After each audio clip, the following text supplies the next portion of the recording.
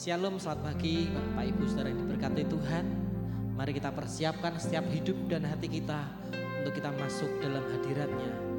Kita percaya Dialah Tuhan yang besar dan Tuhan yang termulia dalam hidup kita. Terima kasih Tuhan, kami hidup karena percaya. Ku hidup karena percaya, Kau yang berjanji setia, pengharapanku selalu ada di dalam-Mu. Ku tidak akan menyerah meski dalam kesesakan. Seluruh hidupku dalam genggaman-Mu.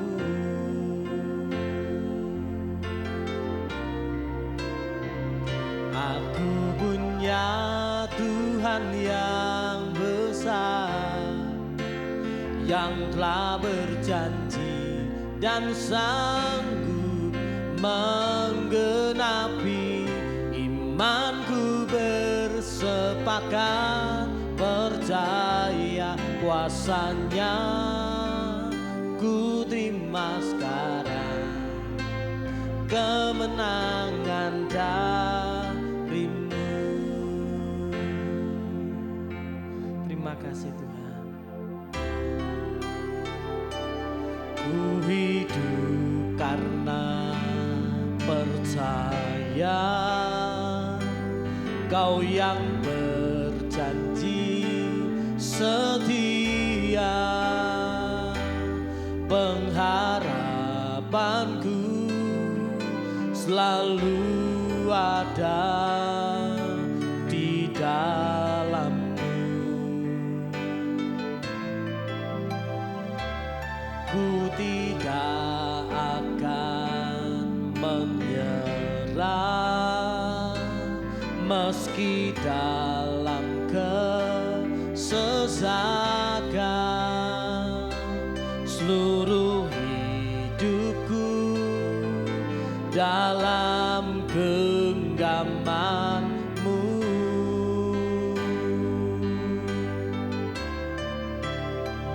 Aku punya Tuhan yang besar, yang telah berjanji dan sanggup menggenapi. Imanku bersepakat percaya kuasa-Nya, ku terima sekarang kemenangan dari-Mu. Aku punya Tuhan yang besar, yang telah berjanji dan sanggup menggenapi. Imanku bersepakat percaya kuasa-Nya, ku terima sekarang kemenangan dari-Mu. Aku punya Tuhan yang besar, yang telah berjanji dan sanggup menggenapi. Imanku bersepakat percaya kuasa-Nya, ku terima sekarang kemenangan dari-Mu. Ku terima sekarang kemenangan dari-Mu. Ku terima sekarang kemenangan dari-Mu. Oh. Kami terima kemenangan,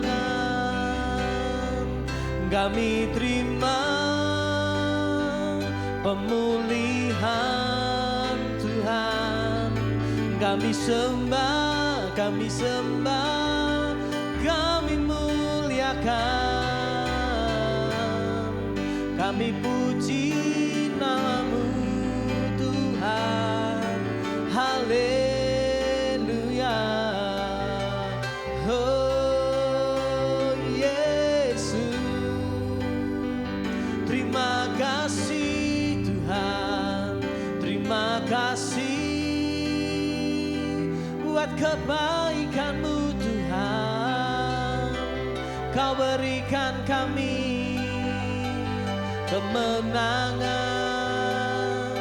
Kau berikan kami pemulihan. Terima kasih Tuhan, kami bersyukur hanya padamu Tuhan. Kami terima kemenangan. Oh, haleluya. Terima kasih.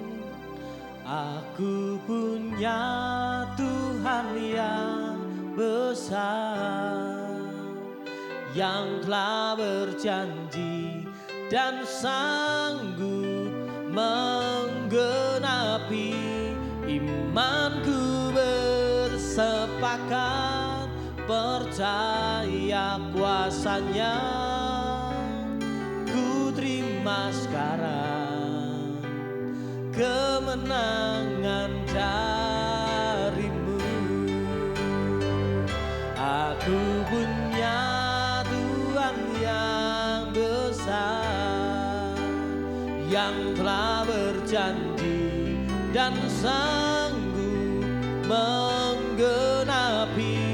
Imanku bersepakat, percaya kuasanya. Ku terima sekarang kemenangan dari-Mu. Ku terima sekarang kemenangan dari-Mu. Ku terima sekarang kemenangan dari-Mu. Kami percaya Tuhan, kemenangan ada di pihak kami ketika kami mengandalkan Tuhan. Tiba saatnya Bapa, kami renungkan kebenaran firman-Mu, urapi setiap hati kami, Kau mengurapi setiap hamba-Mu yang menyampaikannya. Dalam nama Yesus, haleluya. Amin. Shalom Bapak Ibu, saudara dikasih Tuhan. Hari ini kita akan belajar bersama-sama dengan tema obedience atau ketaatan. Coba kita buka bersama-sama di dalam Filipi pasalnya yang kedua, ayatnya yang ke-8. Filipi 2 ayat yang 8, demikian bunyi firman Tuhan. Dan dalam keadaan sebagai manusia, ia telah merendahkan dirinya dan taat sampai mati, bahkan sampai mati di kayu salib. Bapak Ibu, saudara dikasih Tuhan, apa itu ketaatan? Secara umum, ketaatan adalah sebuah sikap yang patuh, tunduk terhadap sebuah aturan, tunduk kepada sebuah perintah atau kehendak pihak yang lebih tinggi. Jadi dalam konteks keagamaan, ketaatan berarti patuh atau tunduk pada perintah Tuhan dan menjauhi akan larangan Tuhan.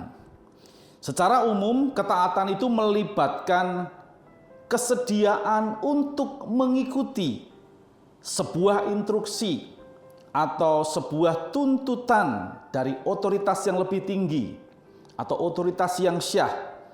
Baik itu orang tua, mungkin guru, mungkin para pemimpin di mana kita bekerja, di mana kita melayani atau peraturan yang berlaku di suatu tempat di mana kita ada. Saudara, ketaatan dipakai dalam bahasa Ibrani dipakai kata syama yang berarti mendengar atau mentaati. Jadi artinya bukan hanya mendengar, tetapi juga melibatkan sebuah tindakan nyata dan komitmen untuk melakukan atau mengerjakan apa yang didengar. Itu secara umum atau garis besar mengenai ketaatan. Saudara, kita punya Tuhan yang sudah memberikan sebuah contoh atau banyak contoh mengenai hidup di dalam ketaatan. Tadi kita sudah melihat bersama-sama di dalam Filipi 2 ayat 8 tadi. Dalam keadaannya sebagai manusia, Tuhan Yesus memberikan contoh. Dia merendahkan dirinya dan mau taat sampai mati. Bahkan mati di atas kayu salib. Ini ada beberapa contoh yang lain yang Tuhan nyatakan mengenai ketaatan. Yang pertama, saudara, coba kita lihat bersama-sama di Yohanes pasal yang keempat, ayatnya yang ke-34. Demikian bunyi firman Tuhan. Makananku ialah melakukan kehendak Dia yang mengutus aku dan menyelesaikan pekerjaannya. Ini sebuah bentuk ketaatan yang Tuhan Yesus kerjakan ketika Tuhan Yesus ada di dunia. Apa yang dikerjakan, apa yang dilakukan, itu adalah sesuatu yang diberikan oleh Bapa. Bahkan dikatakan makananku. Artinya apa yang dikerjakan setiap hari, setiap saat, itu adalah melakukan ketaatan. Lalu contoh yang kedua, saudara, di dalam Lukas 22 ayatnya yang ke-42, demikian bunyi firman Tuhan. Ya Bapakku, jikalau engkau mau, ambillah cawan ini daripadaku, tetapi bukan kehendakku, melainkan kehendakmu yang terjadi. Bahkan kalau kita membaca di dalam kitab yang lain, saudara, di dalam Matius 26 ayat 36 sampai 46, saudara nanti bisa baca sendiri. Doa ini diulang sampai 3 kali. Pengulangan yang terus-menerus bahkan sampai 3 kali ini menunjukkan sebuah proses di mana terjadi sebuah pergumulan yang cukup kuat atau peperangan batin yang saat itu sedang terjadi di dalam kehidupan Tuhan Yesus. Bahkan kalau kita mendetail membaca, ketika Tuhan berdoa untuk memilih antara taat dan tidak taat, sampai dikatakan apa? Peluhnya seperti darah. Bahkan saudara, ini sebuah pergumulan yang sangat kuat. Kenapa? Kalau menurut ilmu kedokteran, pembuluh darahnya sampai pecah. Sehingga ketika berpeluh mengalirkan darah.